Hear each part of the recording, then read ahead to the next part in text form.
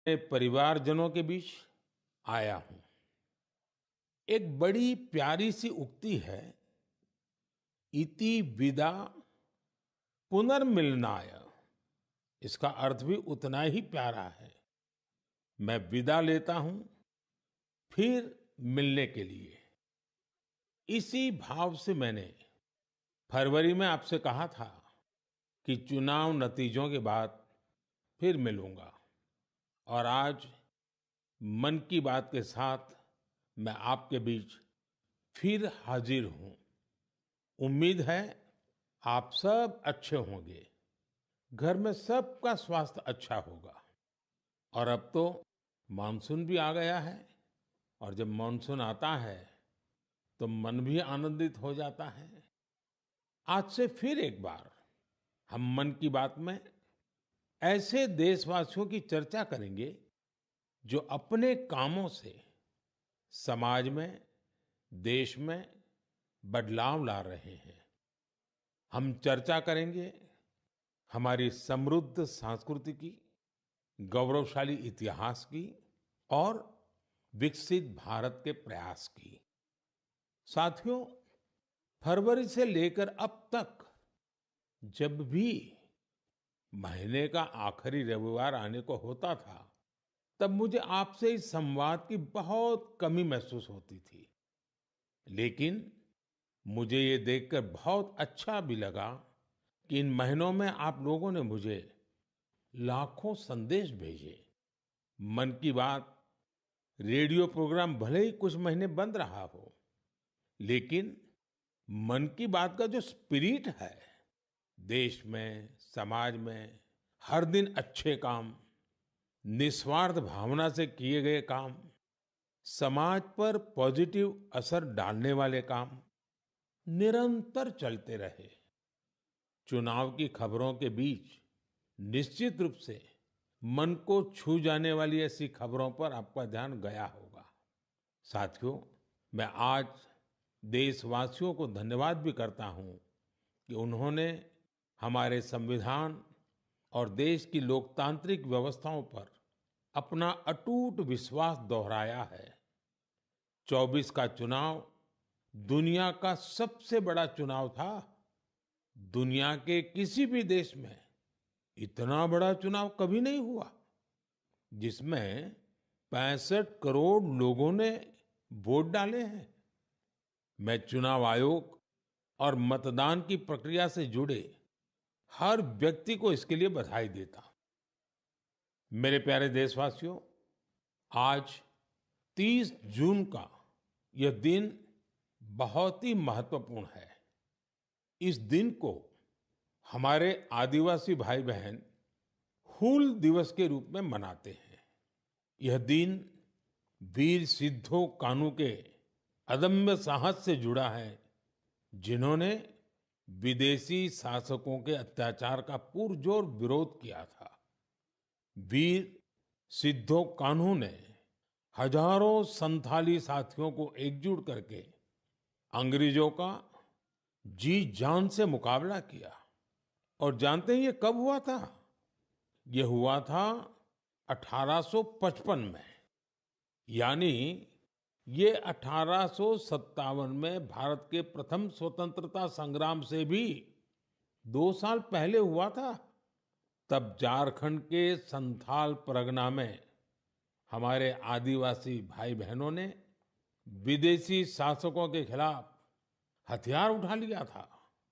हमारे संथाली भाई बहनों पर अंग्रेजों ने बहुत सारे अत्याचार किए थे। उन पर कई तरह के प्रतिबंध भी लगा दिए थे। इस संघर्ष में अद्भुत वीरता दिखाते हुए वीर सिद्धो और कान्हू शहीद हो गए। झारखंड की भूमि के इन अमर सपूतों का बलिदान आज भी देशवासियों को प्रेरित करता है। आइए सुनते हैं संथाली भाषा में इन्हें समर्पित एक गीत का अंश।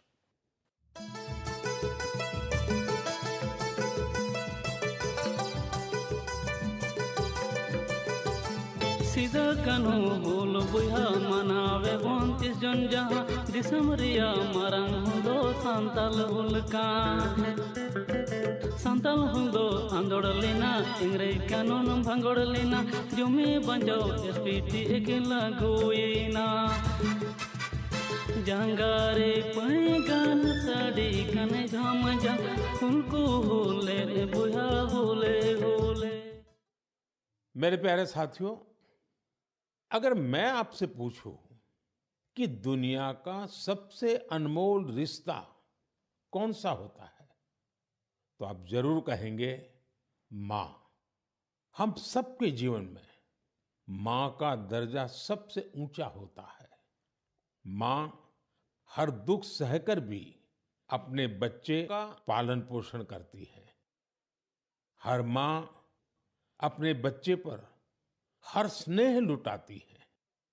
जन्मदात्री माँ का ये प्यार हम सब पर एक कर्ज की तरह होता है, जिसे कोई चुका नहीं सकता।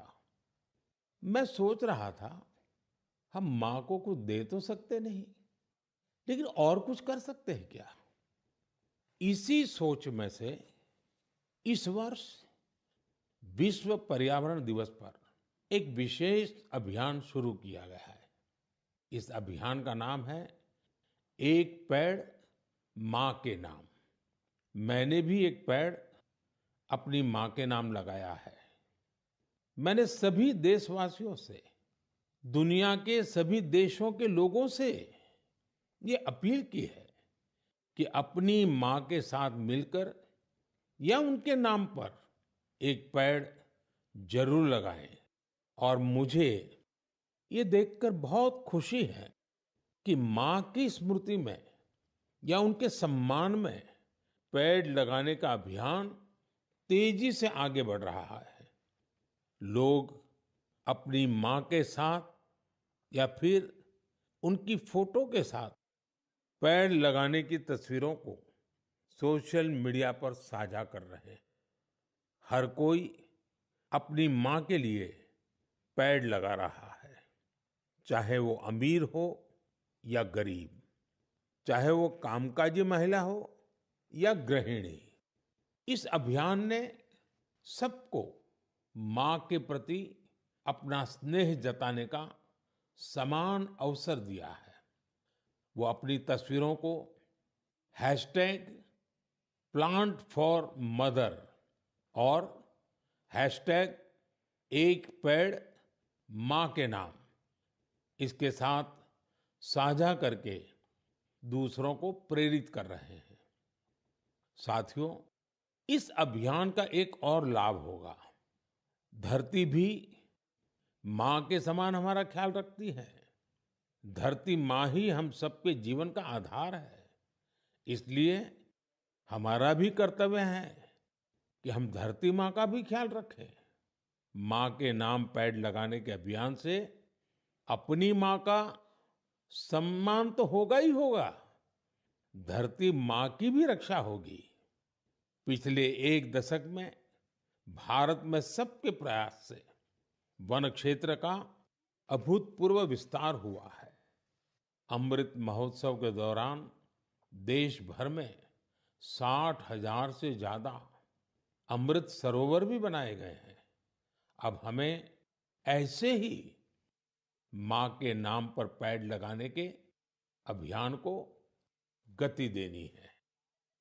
मेरे प्यारे देशवासियों, देश के अलग अलग हिस्सों में मानसून तेजी से अपना रंग बिखेर रहा है और बारिश के इस मौसम में सबके घर में जिस चीज की खोज शुरू हो गई है वो है छाता। मन की बात में आज मैं आपको एक खास तरह के छातों के बारे में बताना चाहता हूं। ये छाते तैयार होते हैं हमारे केरला में। वैसे तो केरला की संस्कृति में छातों का विशेष महत्व है। छाते वहाँ कई परंपराओं और विधि विधान का अहम हिस्सा होते हैं। लेकिन मैं जिस छाते की बात कर रहा हूं वो है कार्थुम्बी छाते और इन्हें तैयार किया जाता है केरला के अट्टापडी में। ये रंग बिरंगे छाते बहुत शानदार होते हैं और खासियत ये कि इन छातों को केरला की हमारी आदिवासी बहनें तैयार करती हैं। आज देश भर में इन छातों की मांग बढ़ रही है। इनकी ऑनलाइन बिक्री भी हो रही है। इन छातों को वट्टालक्की सहकारी कृषि सोसाइटी की देखरेख में बनाया जाता है। इस सोसाइटी का नेतृत्व हमारी नारी शक्ति के पास है। महिलाओं के नेतृत्व में अट्टापडी के आदिवासी समुदाय ने एंटरप्रेन्योरशिप की अद्भुत मिसाल पेश की है।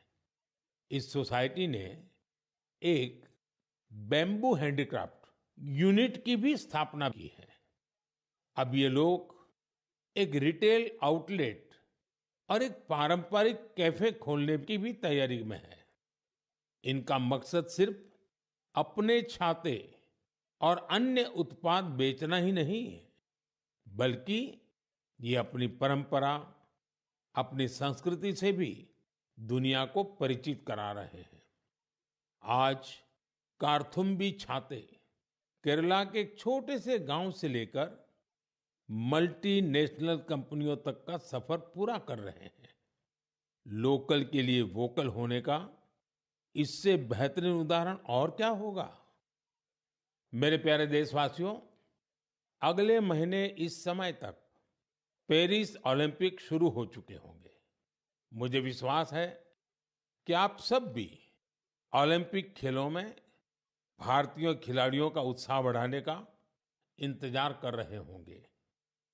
मैं भारतीय दल को ओलंपिक खेलों की बहुत बहुत शुभकामनाएं देता हूं। हम सबके मन में टोक्यो ओलंपिक की यादें अब भी ताजा हैं।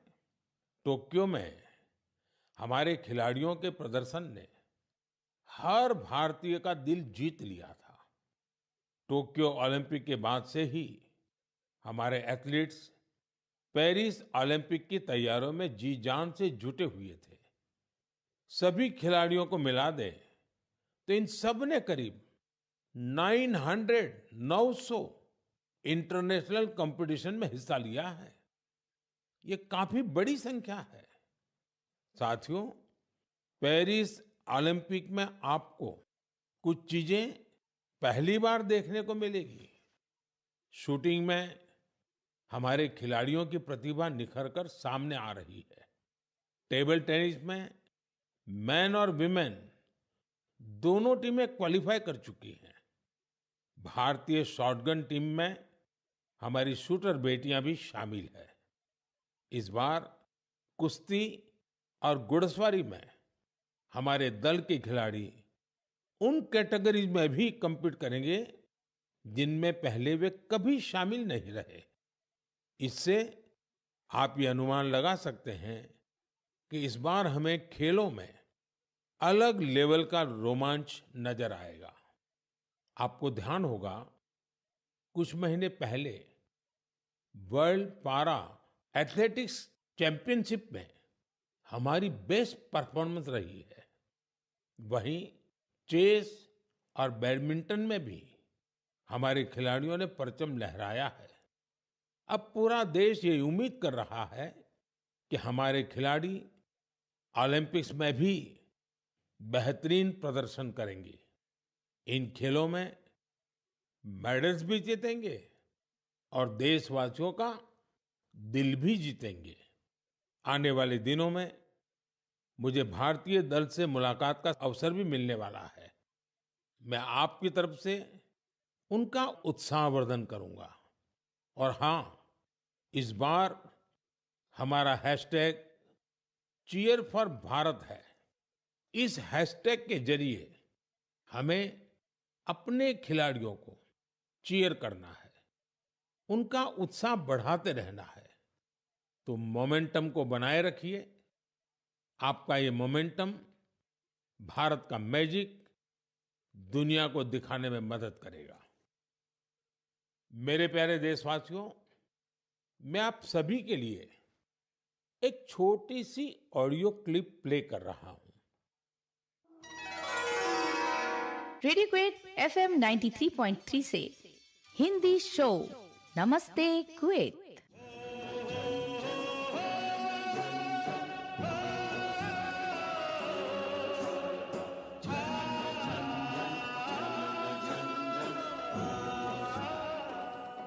एक ऐसा कार्यक्रम जिसमें हम बात करेंगे कुवैत भारत संबंध के बारे में, कुवैत भारत संस्कृति के बारे में और उस रिश्ते के बारे में जो दोनों देशों को अलग-अलग क्षेत्रों में जोड़ता है। इस रेडियो कार्यक्रम को सुनकर आप भी हैरत में पड़ गए ना? तो आइए आपको इसके पीछे की पूरी बात बताते हैं। दरअसल ये कुवैत रेडियो के एक प्रसारण की क्लिप है। अब आप सोचेंगे कि बात हो रही है कुवैत की, तो वहां हिंदी कहां से आ गई? दरअसल कुवैत सरकार ने अपने नेशनल रेडियो पर एक विशेष कार्यक्रम शुरू किया है और वो भी हिंदी में। कुवैत रेडियो पर हर रविवार को इसका प्रसारण आधे घंटे के लिए किया जाता है। इसमें भारतीय संस्कृति के अलग अलग रंग शामिल होते हैं। हमारी फिल्में और कला जगत से जुड़ी चर्चाएं वहां भारतीय समुदाय के बीच बहुत लोकप्रिय हैं। मुझे तो यहां तक बताया गया है कि कुवैत के स्थानीय लोग भी इसमें खूब दिलचस्पी ले रहे हैं। मैं कुवैत की सरकार और वहां के लोगों का हृदय से धन्यवाद करता हूं, जिन्होंने ये शानदार पहल की है। साथियों, आज दुनिया भर में हमारी संस्कृति का जिस तरह गौरवगान हो रहा है, उससे किस भारतीय को खुशी नहीं होगी? अब जैसे तुर्कमेनिस्तान में इस साल मई में वहां के राष्ट्रीय कवि की 300वीं जन्म जयंती मनाई गई। इस अवसर पर तुर्कमेनिस्तान के राष्ट्रपति ने दुनिया के 24 प्रसिद्ध कवियों की प्रतिमाओं का अनावरण किया। इनमें से एक प्रतिमा गुरुदेव रविंद्रनाथ टैगोर जी की भी है।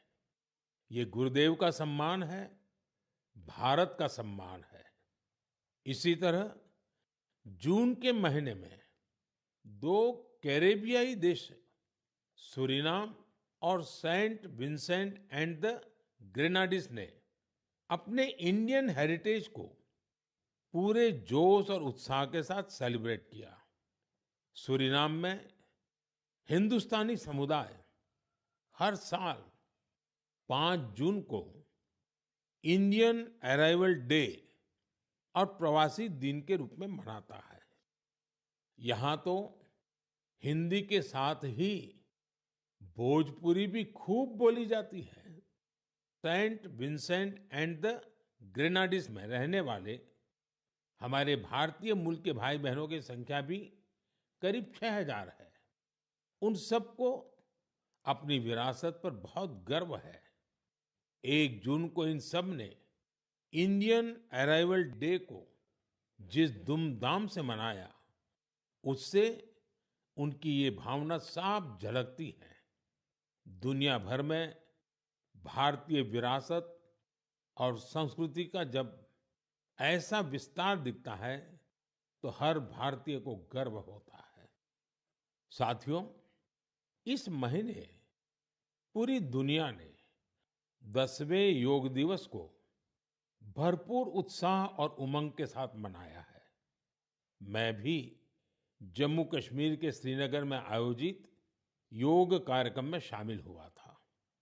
कश्मीर में युवाओं के साथ साथ बहनों बेटियों ने भी योग दिवस में बढ़ चढ़ करके हिस्सा लिया। जैसे जैसे योग दिवस का आयोजन आगे बढ़ रहा है, नए नए रिकॉर्ड्स बन रहे हैं। दुनिया भर में योग दिवस ने कई शानदार उपलब्धियां हासिल की हैं। सऊदी अरब में पहली बार एक महिला अल हनौफ साद जी ने कॉमन योगा प्रोटोकॉल को लीड किया। ये पहली बार है जब किसी सऊदी महिला ने किसी मेन योगा सेशन को इंस्ट्रक्ट किया हो। इजिप्ट में इस बार योग दिवस पर एक फोटो कंपटीशन का आयोजन किया गया। नील नदी के किनारे, रेड सी के बीचेस पर और पिरामिडों के सामने योग करते लाखों लोगों की तस्वीरें बहुत लोकप्रिय हुई। अपने मार्बल बुद्धा स्टैचू के लिए प्रसिद्ध म्यांमार का मारा विजया पैगोडा कॉम्प्लेक्स दुनिया में मशहूर है।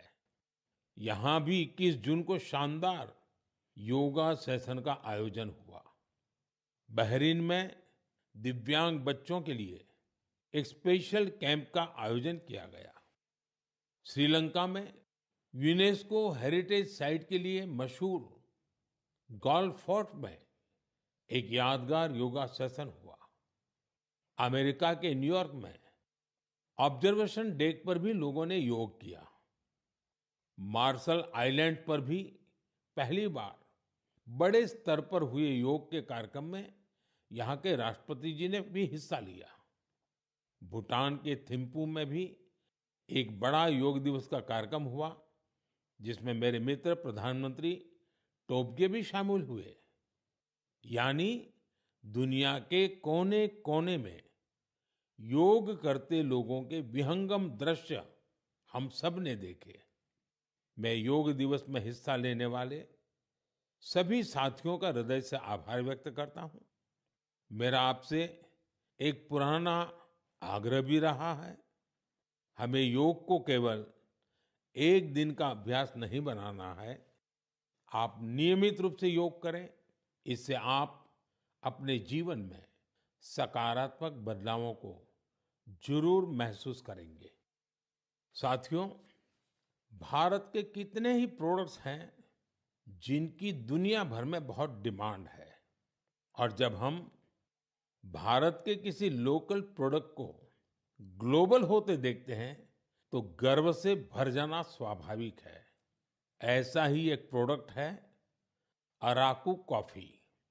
अराकू कॉफी आंध्र प्रदेश के अल्लूरी सीताराम राजू जिले में बड़ी मात्रा में पैदा होती है। ये अपने रिच फ्लेवर और अरोमा के लिए जानी जाती है। अराकू कॉफी की खेती से करीब 1.5 लाख आदिवासी परिवार जुड़े हुए हैं। अराकू कॉफी को नई ऊंचाई देने में गिरिजन कोऑपरेटिव की बहुत बड़ी भूमिका रही है। इसने यहाँ के किसान भाई बहनों को एक साथ लाने का काम किया और उन्हें अराकू कॉफी की खेती के लिए प्रोत्साहन दिया। इससे इन किसानों की कमाई भी बहुत बढ़ गई है।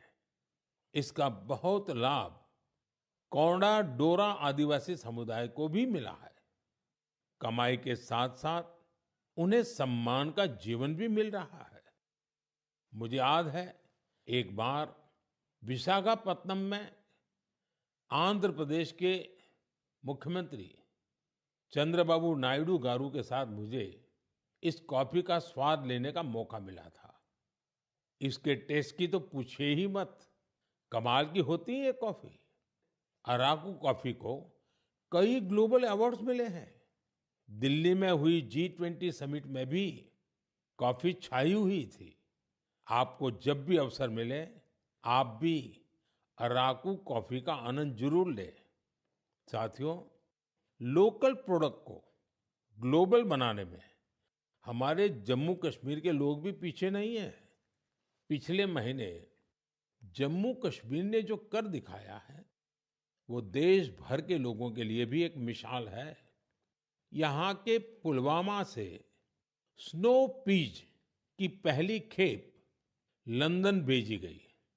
कुछ लोगों को ये आइडिया सूझा कि कश्मीर में उगने वाली एक्सोटिक वेजिटेबल्स को क्यों न दुनिया के नक्शे पर लाया जाए। बस फिर क्या था चकुरा गांव के अब्दुल राशिद मीर जी इसके लिए सबसे पहले आगे आए। उन्होंने गांव के अन्य किसानों की जमीन को एक साथ मिलाकर स्नो पीज उगाने का काम शुरू किया और देखते ही देखते स्नो पीज कश्मीर से लंदन तक पहुंचने लगी। इस सफलता ने जम्मू कश्मीर के लोगों की समृद्धि के लिए नए द्वार खोले हैं। हमारे देश में ऐसे यूनिक प्रोडक्ट्स की कमी नहीं है। आप ऐसे प्रोडक्ट्स को hashtag my product my pride के साथ जरूर शेयर करें। मैं इस विषय पर आने वाले मन की बात में भी चर्चा करूंगा। मम प्रियाः देशवासिनः अद्य अहम किंचित चर्चा संस्कृत भाषायाम आरभे। आप सोच रहे होंगे कि मन की बात में अचानक संस्कृत में क्यों बोल रहा हूं। इसकी वजह है आज संस्कृत से जुड़ा एक खास अवसर। आज 30 जून को आकाशवाणी का संस्कृत बुलेटिन अपने प्रसारण के 50 साल पूरे कर रहा है। 50 वर्षों से लगातार इस बुलेटिन ने कितने ही लोगों को संस्कृत से जोड़े रखा है। मैं ऑल इंडिया रेडियो परिवार को बधाई देता हूं। साथियों, संस्कृत की प्राचीन भारतीय ज्ञान और विज्ञान की प्रगति में बड़ी भूमिका रही है। आज के समय की मांग है कि हम संस्कृत को सम्मान भी दें और उसे अपने दैनिक जीवन से भी जोड़ें। आजकल ऐसा ही एक प्रयास बेंगलुरु में कई और लोग कर रहे हैं। बेंगलुरु में एक पार्क है, कब्बन पार्क। इस पार्क में यहाँ के लोगों ने एक नई परंपरा शुरू की है। यहाँ हफ्ते में एक दिन, हर रविवार बच्चे, युवा और बुजुर्ग आपस में संस्कृत में बात करते हैं। इतना ही नहीं, यहाँ वाद विवाद के कई सेशन भी संस्कृत में ही आयोजित किए जाते हैं। इनकी इस पहल का नाम है संस्कृत वीकेंड। इसकी शुरुआत एक वेबसाइट के जरिए समष्टि गुब्बी जी ने की है। कुछ दिनों पहले ही शुरू हुआ ये प्रयास बेंगलुरु वासियों के बीच देखते ही देखते काफी लोकप्रिय हो गया है। अगर हम सब इस तरह के प्रयास से जुड़े तो हमें विश्व की इतनी प्राचीन और वैज्ञानिक भाषा से बहुत कुछ सीखने को मिलेगा। मेरे प्यारे देशवासियों, मन की बात के इस एपिसोड में आपसे जुड़ना बहुत अच्छा रहा। अब ये सिलसिला फिर पहले की तरह चलता रहेगा। अब से एक सप्ताह बाद पवित्र रथ यात्रा की शुरुआत होने जा रही है। मेरी कामना है कि महाप्रभु जगन्नाथ की कृपा सभी देशवासियों पर सदैव बनी रहे। अमरनाथ यात्रा भी शुरू हो चुकी है और अगले कुछ दिनों में पंढरपुर वारी भी शुरू होने वाली है। मैं इन यात्राओं में शामिल होने वाले सभी श्रद्धालुओं को शुभकामनाएं देता हूं। आगे कच्छी नववर्ष, आषाढ़ी बीज का त्योहार भी है। इन सभी पर्व त्योहारों के लिए भी आप सभी को ढेर सारी शुभकामनाएं। मुझे विश्वास है कि पॉजिटिविटी से जुड़े जन भागीदारी के ऐसे प्रयासों को आप मेरे साथ अवश्य शेयर करते रहें। मैं अगले महीने आपके साथ फिर से जुड़ने की प्रतीक्षा कर रहा हूं। तब तक आप अपना भी, अपने परिवार का ध्यान रखिए। बहुत बहुत धन्यवाद। नमस्कार।